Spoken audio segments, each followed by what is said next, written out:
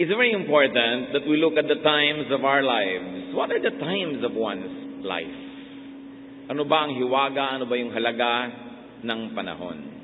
Philippians 3:13, but one thing I do, Paul says, forgetting what is behind and straining toward what is ahead.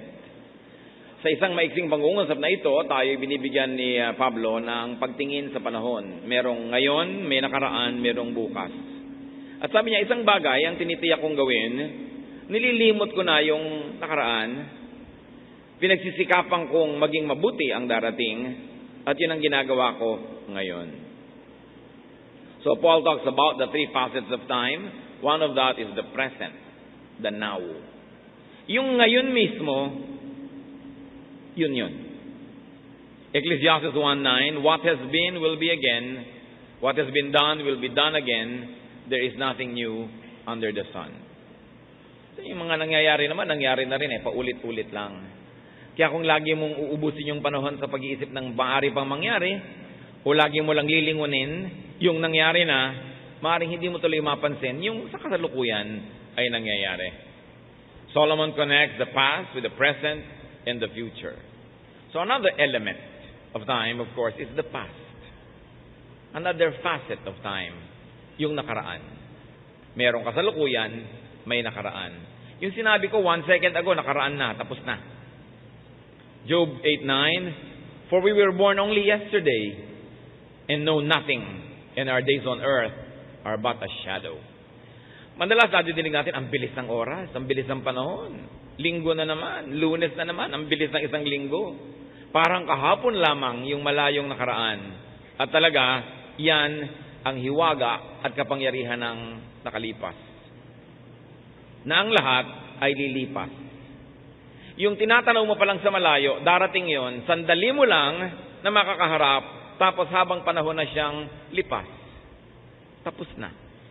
Minsan may anniversary, may birthday, may kasalan, ang tagal mo pinaghahandaan, halos hindi mo naramdamang dumating at pagkatapos, aalalahanin mo na lang at gugunitain habang panahon. Yun yung nakaraan. Tapos na. And what about the future? Yung darating pa lang. But the past, the present, and the future are actually all one. The past, the present, and the future are all happening at the same time as far as timeless God is concerned. Meron lang tayong ngayon kasi tayo nasa katawan, nasa lupa. Pero sa eternity, wala naman talagang lumipas. Walang nakaraan. Ang lahat ay ongoing present. It is only our position, our point of view that divides time into such segments as future, present, and past. God is timeless. The Spirit is timeless. Spirituality is timeless. At pag nakalaya ng ating katawan sa lupang, ang ating espiritu sa lupang katawang ito, lalo nating maunawa ang ibig sabihin ng timelessness. Ganun pala, sandali lang ang hawak mong panahon. Dapat habang kaharap mo't hawak yon, dapat mong matutunan ang dapat matutunan, dapat mong ma-enjoy ang dapat ma-enjoy, dapat mong gawin ang dapat gawin. Kasi pag tapos na, tapos na. Let's take a look at enjoying the times of your life. Time cannot be stopped, time cannot be controlled. So you might as well ride the times and enjoy the times. What to do with the times and periods of one's life? Kung minsan ka lang maging bata, anong dapat mong gawin? Kung minsan ka lang maging kabataan or youth, anong dapat mong gawin? Minsan ka rin lang namang tumanda, tapos haharap ka na sa Panginoon, anong dapat mangyari? How do you enjoy God's gift of time? Live in the present. Ang mga taong mga pinakamasasaya, pinakamakabuluhan ang panahon, ay yung nabubuhay sa ngayon. Sa kasalukuyan. Because it's only the present, it is only the now that you really have. Tapos na ang kahapon, wala pa ang bukas. Yung ngayon lang ang meron ka. So focus on the present challenges of life.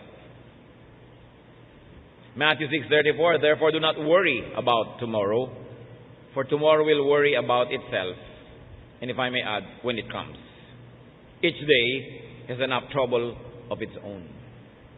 Maraming ligaya, maraming kapayapaan, maraming kagalakan ang nananakaw sa atin pagka yung ngayon inubos natin sa pag-aalala tungkol sa bukas.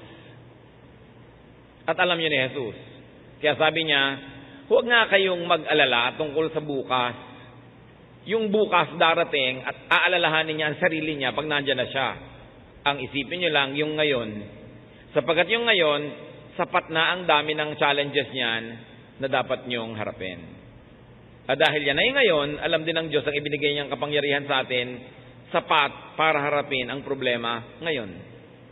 Kaya tayo nangihina, kaya tayo pa na nawawalan ng lakas ng loob, kaya tayo nagiging malungkot, maalalahanin, yung lakas na kasyang-kasya para sa mga dapat gawin at mga problema ng ngayon, hinahati natin. Yung lakas na pang ngayon, yung kalahati, inuubos natin sa mga problemang darating pa na ini-imagine natin at inuubos din natin sa problema ngayon ay nandito na. At kadalasan, yung lakas na pang problema ngayon, inuubos pa rin natin sa mga bagay na nakalipas na wala ka nang pwedeng gawin. Nagmumukha tuloy kulang ang pagpapala ng Diyos. Nagmumukhang kulang ang lakas na ibinibigay niya. Kasi naman kung binigyan ka ng pagkain para ngayon, ayaw mong kainin yung kalahati, kasi mo para yan bukas. Di kulang ka. So niya, pagdating ng bukas, may pagkain para bukas. Yung ngayon para ngayon.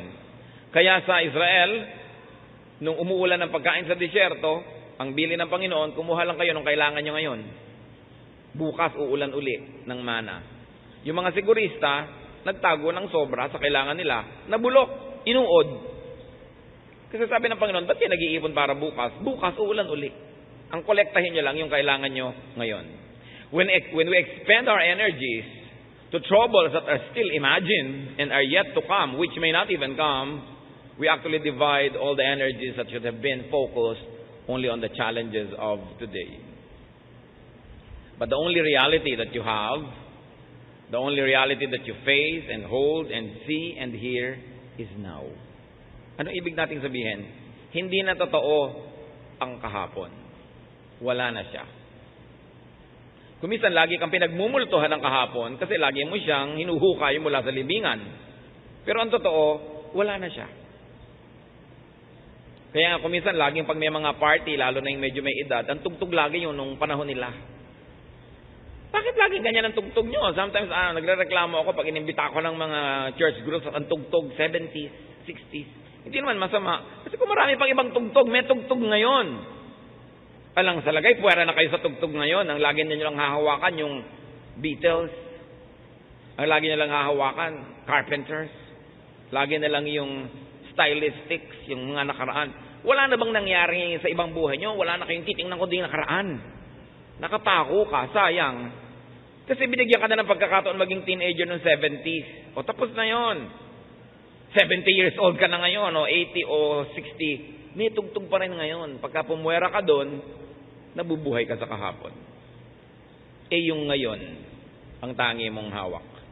Make, accept and reject choices that can still be made. That's what we do today. Ngayon, may kapangyarihan ka pa kapatid na magpasya. Ito ba ang gagawin ko o hindi? Siya ba ang papakasalan ko o iba? Doon ba ako titira o hindi? Yun ang pag-ubusan nyo na ngayon ng panahon, yung paggawa ng choice. Yung choices nyo dati na mali, tama na. Kahit pa kayo mangisay, napili nyo na yun nun, nagkamali na. Dapat na lang maalala yung lesson, then move on. Focus on what's in your hands now.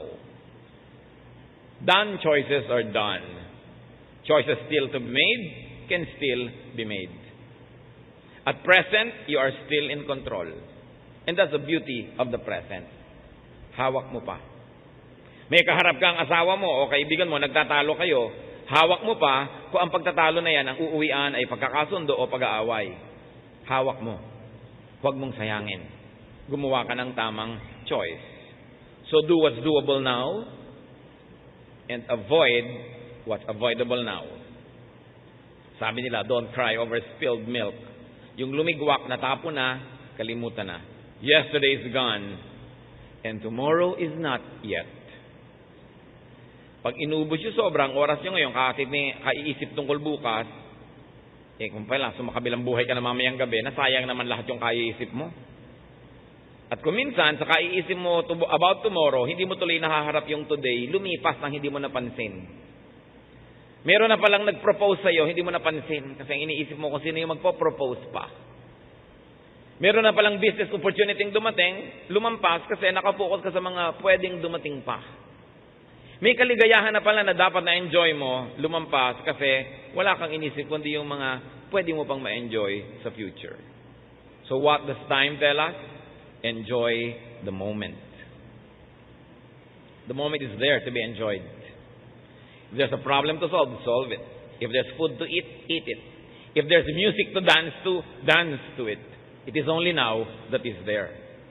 Studiously focus on the here and now, on the moment at hand, and never miss enjoying it.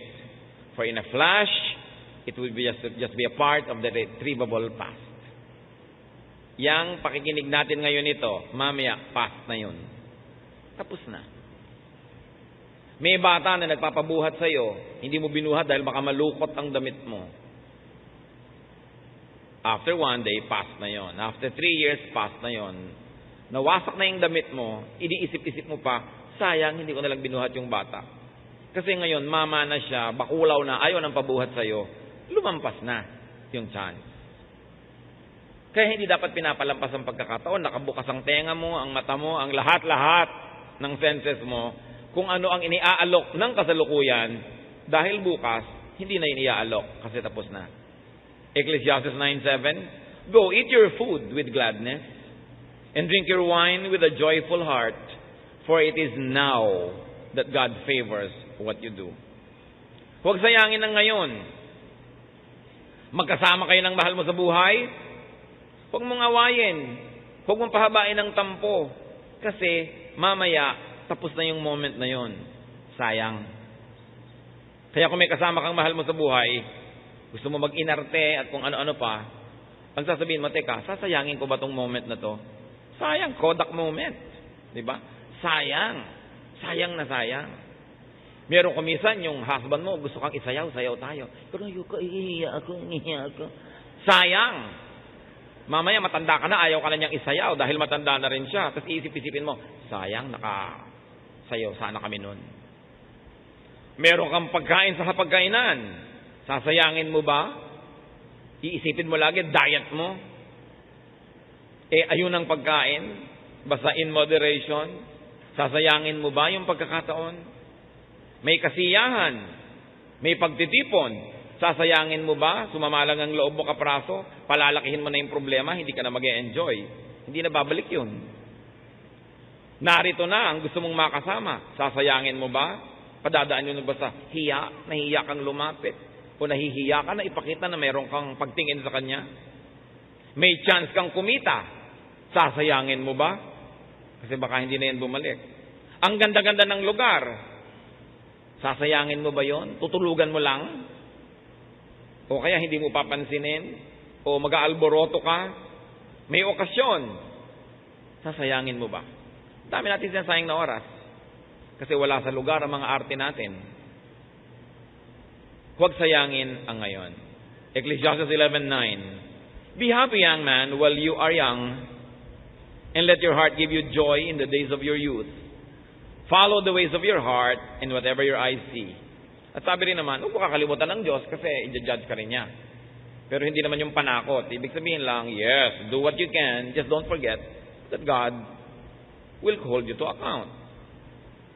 So habang bata ka talaga, marami kang magagawa. So gawin mo na. Kung minsan, merong mga sobrang scholars, nag-aaral ng college or high school, talagang walang inatupag kundi magka-grade na mataas. Pero hindi na nakasali sa play, hindi na nakasali sa chorus, hindi na nakasali sa cheering squad. Puro yun na lang inatupag. Hindi naman yun masama, pero hindi lang yun ang buong buhay. Hindi naman kung mo ibig sabihin, valedictorian ka o salutatorian o first honor. Hindi naman ibig sabihin, pagdating ng panahon, ikaw yung yayaman dyan. Hindi naman ibig sabihin, ikaw yung magiging may-ari ng kumpanya. Although hindi yun masama, don't get me wrong, pero maraming ini-o-offer ang panahon. Dapat, lahat yun, tikman mo, gawin mo, basta't hindi masama. Kasi minsan ka lang maging bata. At tayo naman may mga edad na, payagan natin ang mga bata na maging bata. Bata malikot. Huwag mong itali sa upuan. Pagtanda mo, you have all the time to be in the wheelchair. Diba? So, habang nakakagalaw ka pa, gumalaw ka na. Kuminsan, makikita mo sa ibang bansa, ang dami naglalakbay, yung mga may edad na, siguro, retirement money or lifetime savings, pero hindi na makaakyat ang 3 baitang ng hagdan. Kung may pagkakataon kayo, habang bata kayo, mag-tour na kayo. Iba naman siyempre, yung nakikita mo pa, kaysa, anong nakikita mo? Magandang tanawin. Kasi hindi mo na rin makita. Dumadating siyempre ang paglabo ng mata, panghina ng tuhod. Kaya may tamang oras para doon. Doon ang mananahimik, doon ang mga pagbubulay-bulay. Habang bata ka, be active. Huwag sayangin. Isaiah 22:13, let us eat and drink, you say, for tomorrow we die. May katotohanan naman. Kaya lang, hindi naman talaga ang gagawin mo, kumain ka na lang magsaya dahil mamamatay ka. Kasi dapat din, gumawa ka ng mabuti, mamunga ka bago ka mamatay. Pero alam nyo, kung walang kwenta sa inyo ang buhay, and you are destined to die, do not die ahead of time. Why? Because you have plenty of time to be dead. Ang dami nun. So huwag nyong agahan. Huwag kayong magpakamatay. Madadali lang. Kaya ang haba-haba naman ang kamatayan. So, mabuhay muna kayo habang buhay pa. Huwag sayangin ang panahon. Napakahalaga na pahalagahan yung oras. Enjoy what's available, what's attainable, what's present. Forgo what's not available. Isa pang sayang sa paggamit ng panahon, may pagkain sa hapag, hindi yun ang gusto mong kainin, so hindi mo yung kakainin, so sayang naman, yun ang meron. Yun ang available. Huwag mong palampasin. Yung hindi mo makamit ngayon, huwag mo na masyadong kamitin, kasi mabibigo ka lang, at kadalasan, makakalimutan mo kung ano yung nandyan naman. Hebrews 13:5, be content with what you have. Pag tinuruan mo ang sarili mo na makontento kung anong nandyan, masasaya ka. Kesa lagi ka naghahanap ng wala. Merong mga matatanda, nandyan na yung 5 anak, isa lang ang wala. Wala ang atin nyo, wala ang atin nyo. Gusto na sabihin talaga ng mga ibang anak, aalis na kami, siya lang palang hinahanap nyo. Diba? Kung sino yung nandyan, enjoyin mo. Mahirap naman talagang bumuo ng maraming tao ng sabay-sabay. So kung sino yung nandun, pag enjoyin nyo siya, enjoyin nyo rin. Sabi ni Percy Bysshe Shelley, we look before and after and pine for what is not. Ganun daw ang tao. Wala nang tinignan kundi the good old days, o the future. Ang hinahanap yung wala, malungkot tuloy. So that's what we do with the present. What do you do with the past? Selectively die to the past. Kung meron tayong dapat patayin, yung kahapon, hindi yung ngayon. Philippians 3:13-14, brothers, I do not consider myself yet to have taken hold of it. But one thing I do, forgetting what is behind. Selective ang sinabi ko. Hindi naman natin kailangan mamatay sa buong nakaraan. Forget, dissolve, destroy the unbeautiful, the ugly, the destructive, the painful parts of the past. Ilibing natin kung ano yung hindi maganda, kung ano yung mahapdi, kung ano yung masakit, kung ano yung makirot na bahagi ng ating nakaraan, die to it, let it die, bury it forever. Kaya yung mga hindi makaya ang problema sa mundo, nagkakaroon ng amnesia. Kung minsan nawawala sa sarili, tinatakasan ng bait for protection. Because the brain and life will have to protect itself from too much pain and sorrow and problem and stress. So kung minsan, nawawalan ka na ng bait. Kasi mas mainam pa daw na baliw ka, na buhay, kesa sa ang tinutinu mo tapos namamatay ka sa hapdi at sakit. Kaya hindi ba pag ooperahan kayo, pinapatulog kayo, parang momentary death of the body, para hindi nyo maramdaman ang kirot at sakit ng mangyayari. Amnesia is for protection and healing and happiness for those people that have been pushed over the edge. So stop reliving and recollecting and resurrecting ugly moments and ugly parts of your life.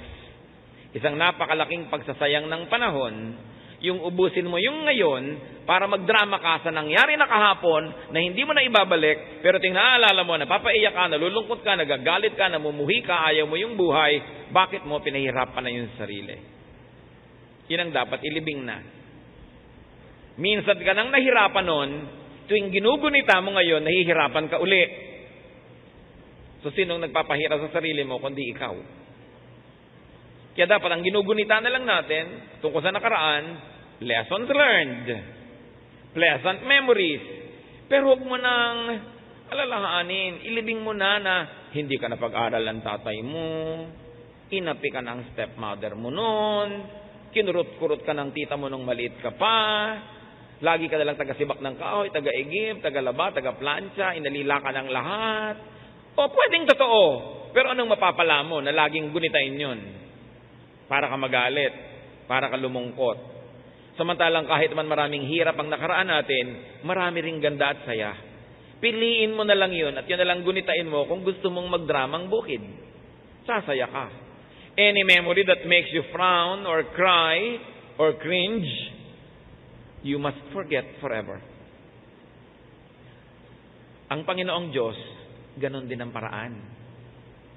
Isaiah 65:17, Behold, I will create new heavens and a new earth. The former things will not be remembered, nor will they come to mind. Yan daw ang talagang final salvation of the people of God. Ililikha tayo ng bagong lupa, bagong langit, bagong syudad. A new Jerusalem, a new earth. Bakit?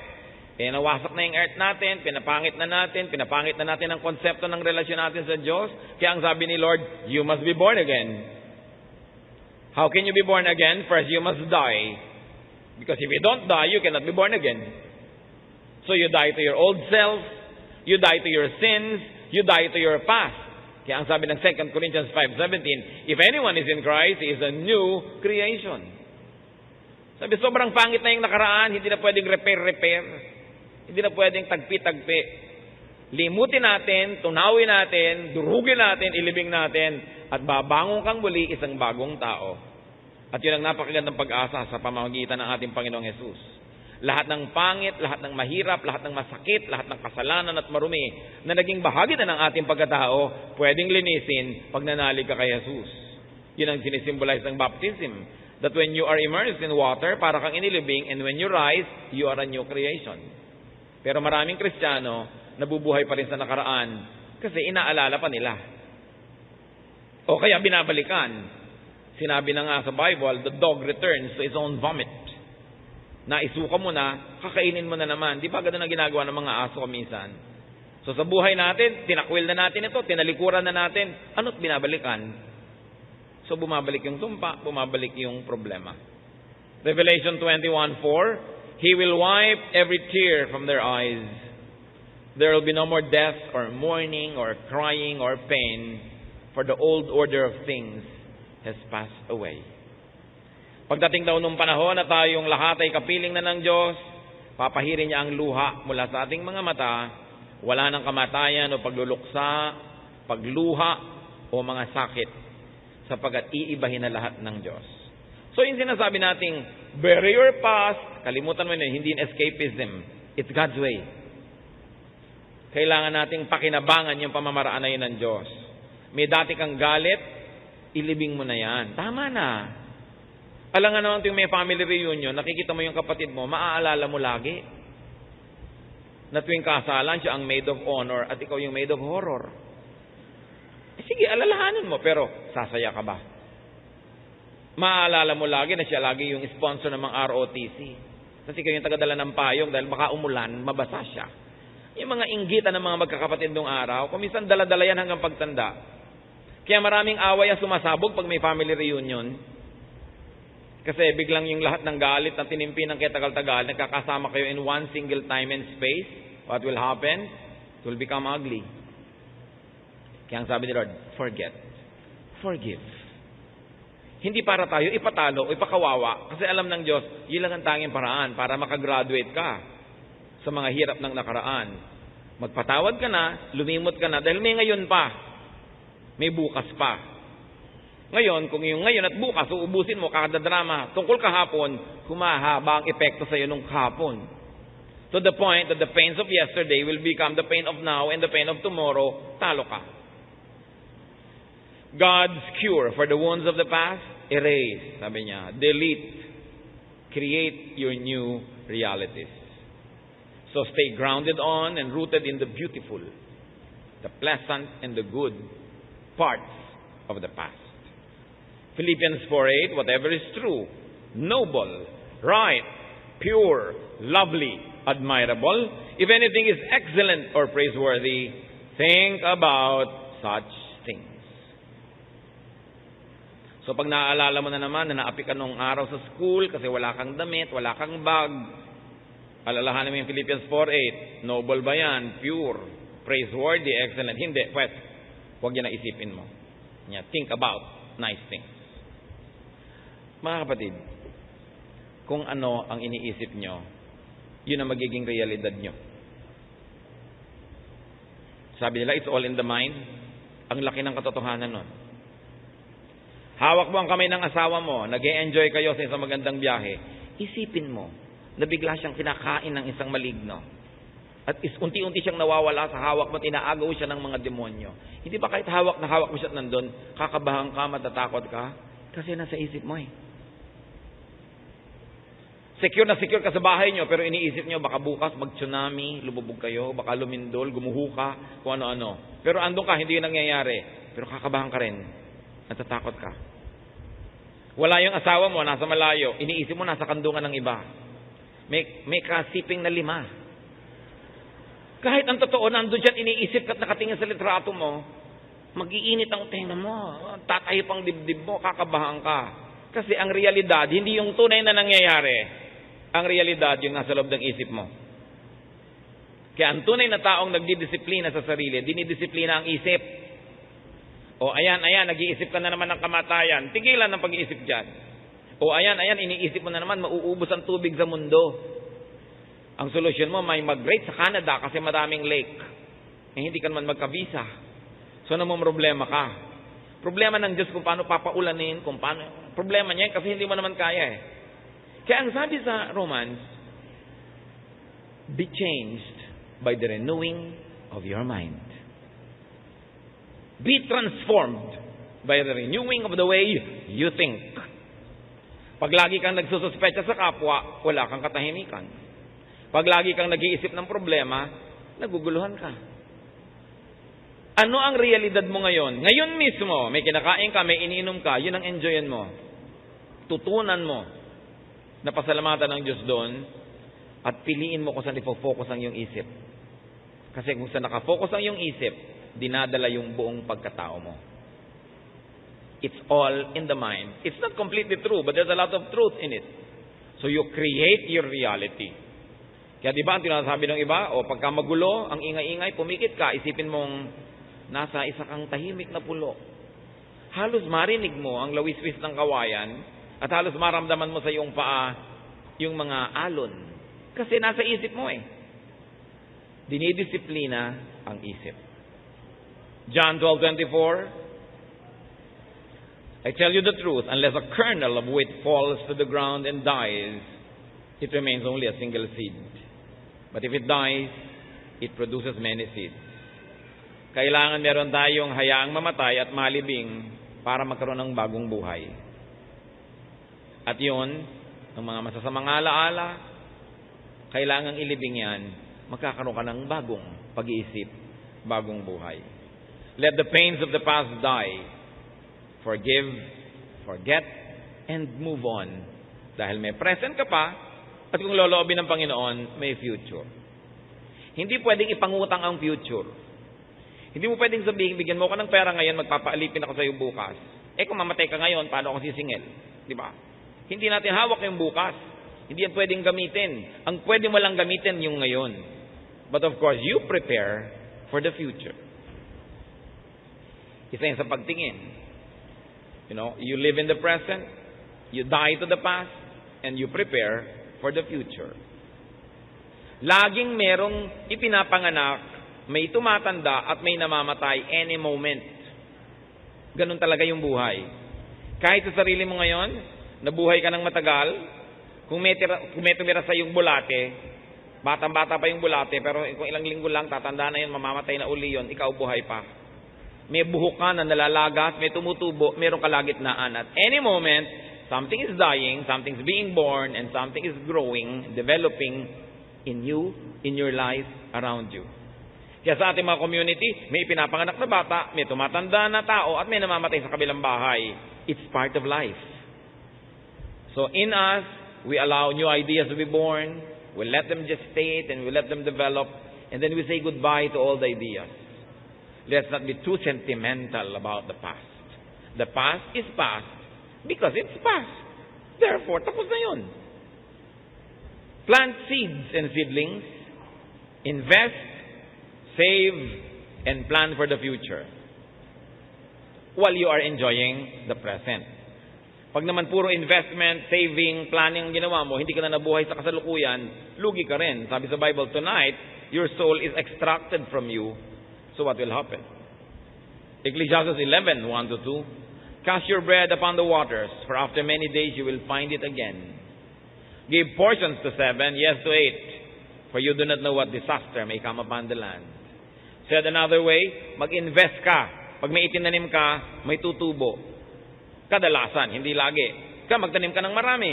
Kasi hindi mo alam kung alin sa mga itinanim mo ang magbubunga. Kung isa lang itinanim mo, bigla namatay, di wala na. So marami ka dapat itanim. So niya, give portions to 7, yes to 8. Maging mabuti ka sa maraming tao, hindi lang sa isa. Inaasahan mo yung isang yon, magiging mabuti rin sa'yo. Bigla siya namatay o nagtaksil. Kawawa ka naman. So sabi, kumuha ka ng mabuti sa marami. Hindi mo alam kung sinong tatanaw. Hindi mo alam kung sinong lilingon sa'yo. Magandang preparation. Pag nagawa mo na yon, nag-i-invest ka, nagtatrabaho ka, gumagawa ka ng mabuti, tulad ng woman of Proverbs 31, sabi sa verse 25, she can laugh at the days to come. Another version says, she can be cheerful about the future. Pag may tanim ka, may investment ka, may saving ka, may ginawa kang mabuti, you can rest. Kasi alam mo na at least isa doon mamumunga, meron kang aanihin. What should be done after each day? Kasi sa mga, lumulubog na naman ng araw, gabi na pala. Yung mga nasa mga opisina na nakakasara yung mga building, gumabi na pala, hindi pa natin napansin. What do you do when each day ends? You kiss the day goodbye. You also kiss yesterday goodbye. Tapos na. Linggo na ng gabi, maglulunis na, goodbye. May Lunes uli bukas. Salamat nakahiram ng linggo o Lunes. Salamat nakahiram ng isang linggong pag-ibig. Mabuti naka-isang linggo ka, yung iba wala. No? Salamat nakahiram ka ng konting ligaya. At eto rin yun. Kung pagdurusa sa'yo yung Lunes, salamat, tapos na yung Lunes. Yun naman ang comfort natin na ang lahat ay natatapos. Kasi kung nasa hirap ka, syempre gusto mo matapos yung araw na yon. May utang ka, nagbabayad ka 3 taon, gusto mo nang matapos yung 3 taon na yon. Meron naman tinaningan ng buhay, 3 taon na lang, ayaw pa niyang lumakad yung 3 taon. Anong gagawin ng Diyos? Pareho sila nagdarasal. Yung isa, Diyos ko, huwag pa po. Yung isa naman, Diyos ko, sige na po. So what do? Ikaw na may gustong magbukas na, i-fast forward mo na yung bukas. Ikaw naman na ayaw mo pa, di maglinger ka pa. Kaya tayo binigyan ng Diyos ng isip makapangyarihan ang isip. Nakakalikha ka ng realidad mo kung kailangan. Lalong-lalo kung yung realidad na kapaligid sa'yo, hindi bagay sa'yo at ayaw mo talaga, gumawa ka ng paraan. Close your eyes and make your reality. Nakikita nyo yung mga Kristiyano noon, kinakain ng leyon, sinusunog, pinaparusahan, pero pipikit ang mata at nakikita nila ang Panginoon, nalalampasan nila, maski sila sinusunog o kinakain ng leyon. Kasi merong ibang realidad, a spiritual reality in their hearts, in their minds. Habang buo ang iyong loob, malakas ang iyong pananalig, hindi ka kayang itumba ng anumang bagay. Pero kung hati ang loob mo, sira ang loob, wala kang pananalig, mabanayad na hangin lang ang dumaan, tumba ka na. Kaya napakahalagang project sa buhay, tibayan ng pananalig, buuin ang loob. Hindi yung lagi ka na lang natatakot. Isaiah 43:18, forget the former things. Do not dwell on the past. So empty your arms of the past so you can embrace today. Yan kuminsan ang problema, nakayakap ka pa sa nakaraan, eto na yung present, hindi mo tuloy mayakap. Lumampas na, hindi mo na nayakap kahit kailan. Tapos siya ngayon ang hahabol-habulin mo, yung hindi mo nayakap. Buong panahon mo yung iniisip-isip, yun na naman bagong present, na-neglect mo na naman. Embrace today. Hebrews 3:13, but encourage one another daily, as long as it is called today. Live day by day. Hindi ka pwedeng week by week, month by month. We are only good for today. We do not hold the future, and the past is gone. So plan, invite, welcome, and be ready for tomorrow. Because if the Lord blesses you with tomorrow, it will definitely come. Truth is, tomorrow will always come. We are just not sure it will be there when it comes. Ecclesiastes 11:6, sow your seed in the morning, and at evening let not your hands be idle, for you do not know which will succeed, whether this or that, or whether both will do equally well. In other words, don't put all of your eggs in one basket. Kailangan may konti ka dito, may konti ka ron. Hindi mo alam kung alin ang pagpapalain at kakasihan ng magbuting kapalaran. At pinapakayo ko sa mga kapatid natin mga may business, lalo't sobrang nagkiklik yung business nila, kasi ko, huwag kayong matukso na lahat ng kinita nyo, i-reinvest nyo at i-roll nyo ng i-roll, i-reinvest nyo ng i-reinvest dahil kumikita. Dahil paano kung biglang dumating yung oras na iba ang trend, o kumikita yung zipper, ngayon, ang laki ng kita, so lahat ng kinita mo, ipinagpagawa mo pa ng more and more makina and pabrika ng zipper, biglang nauso yung Velcro, aanin mo isang katerbang zipper sa buhay mo. Di inabutan ka ng aanin kung ito ngayon. Maraming ganon, yung sobrang nasisilaw sa kinikita ng negosyo, yung kinita na ilalagay pa uli doon. Hindi man lang magtabi ng iba. Pag tuloy bumagsak yun, dala lahat. Sabi ko, pagka kayo ay kinakasihan ng grasya sa isang uri ng negosyo, magtabi kayo na kahit malugi ito o magsara, hindi na kayang bawiin ang kapalaran kasi naibukod yun na Don't put all of your eggs in one basket. You'll never know. But keep planting and doing good, and welcome tomorrow with cheerfulness. Because you know God's law, those who will plant will harvest.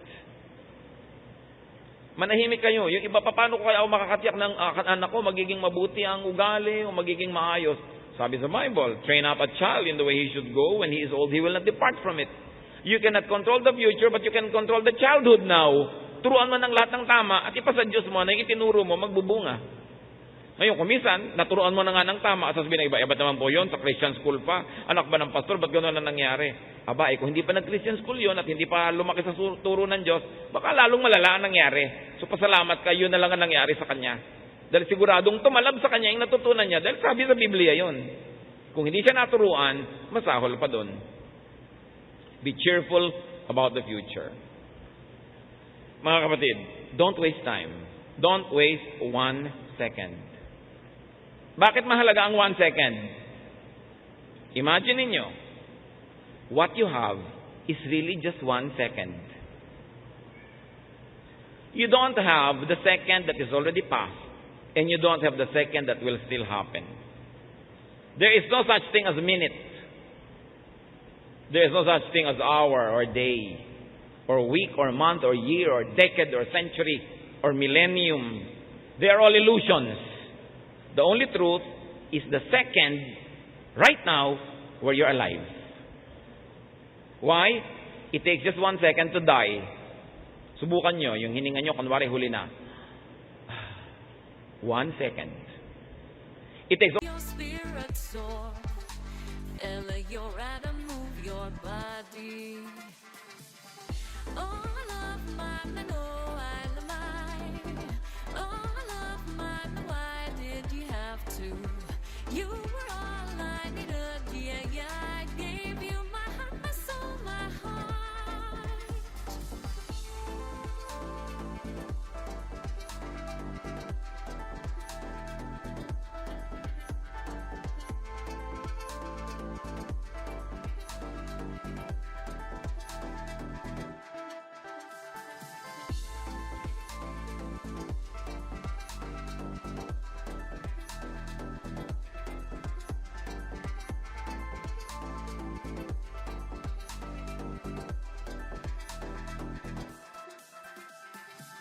Never thought I'd find love like this.